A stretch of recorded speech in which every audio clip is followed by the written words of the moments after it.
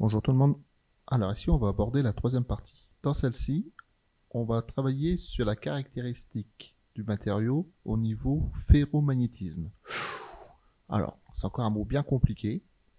Le ferromagnétisme, c'est le fait qu'un matériau soit aimanté ou pas. Donc en gros, est-ce que l'aimant va coller au matériau ou pas. Donc si l'aimant colle, il est aimanté et donc on dira qu'il est ferromagnétique.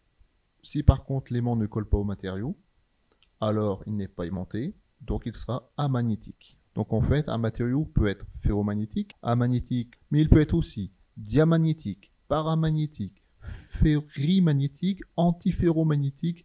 Bref, c'est très compliqué. Mais franchement, on ne se prend pas la tête, on restera avec les deux termes de base. Ferromagnétique, matériau colle, donc il est aimantable, ou le matériau n'est pas aimantable, donc il ne colle pas, il sera amagnétique.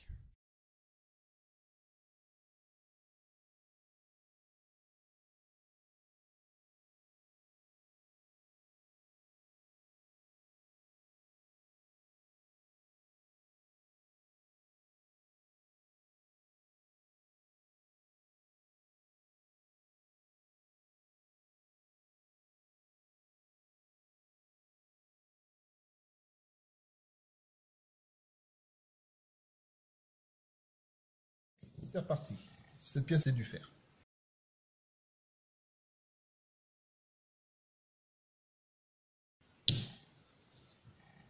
Donc là, pas de souci.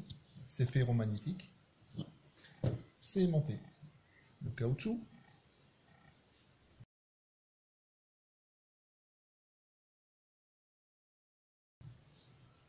C'est aimanté. Ben non, c'est pas aimanté, monsieur Richard fait encore des bêtises comme d'hab. Non, c'est pas aimanté. Donc, le caoutchouc, le caoutchouc, ça ne s'aimante pas. Le carbone.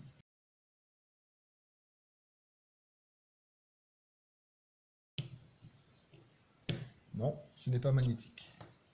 Donc, ce n'est pas ferromagnétique. Le laiton.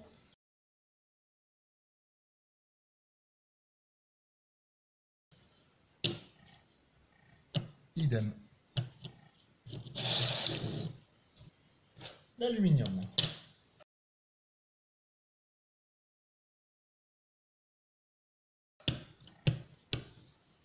Ça ne l'est pas non plus pour l'aluminium. Plastique.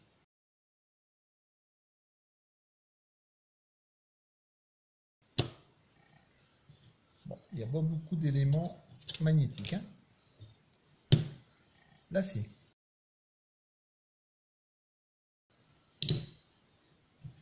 Pas de souci. L'acier, c'est ferromagnétique. Le verre.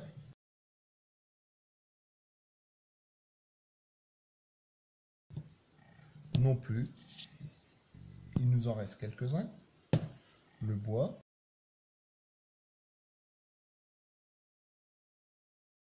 Donc là, c'est du pain. Non. Le béton.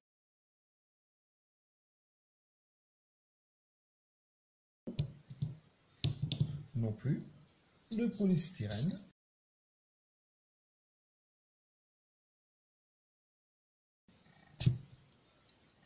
Non plus. Le cuivre.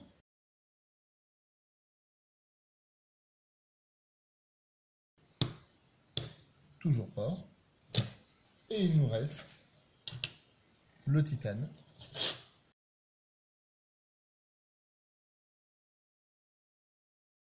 Et lui. Et non plus. Malgré ce qu'on pourrait penser, celui-là ne l'est pas.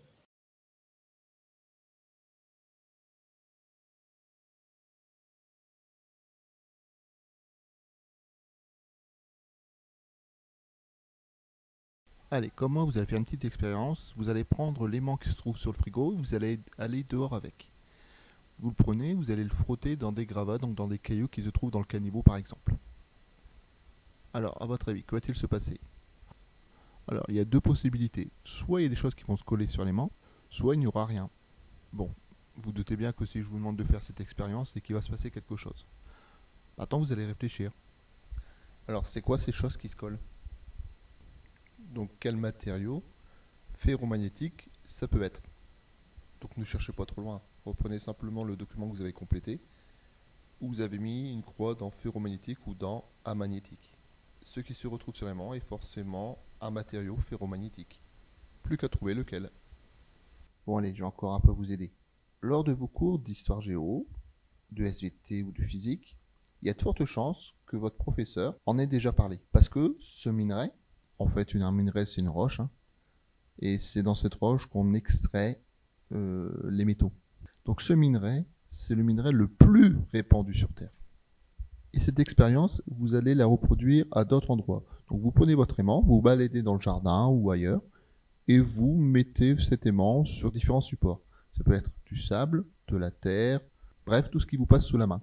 Vous regardez ce qui se passe et vous notez les résultats sur le document. Et comme pour les autres expériences que vous avez pu faire, on corrigera en classe les résultats et on verra à quoi tout ça, ça pourra nous servir plus tard. Allez, à bientôt!